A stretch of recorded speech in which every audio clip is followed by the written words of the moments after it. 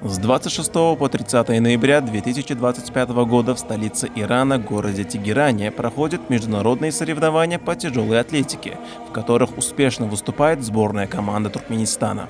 Туркменские спортсмены уже завоевали 12 медалей, среди которых 8 золотых и 4 бронзовых. В весовой категории до 60 кг блестящий результат показал Саиджан Мирзаев. Он одержал победу как в рывке, так и в толчке, подняв в сумме 274 кг и завоевав 3 золотые медали. В весовой категории до 71 кг Буньят Рашидов также продемонстрировал выдающуюся подготовку.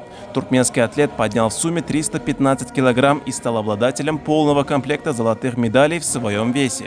Гайгасыс Тюряев, выступающий в категории до 70 кг, взял бронзу в рывке, однако сумел уверенно победить в толчке и по сумме двоеборья.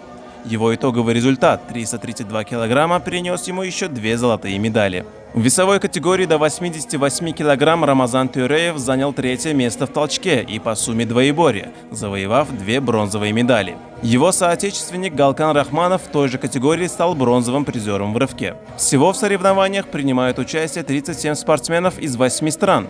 Туркменская сборная демонстрирует высокие результаты и продолжает борьбу за новые награды.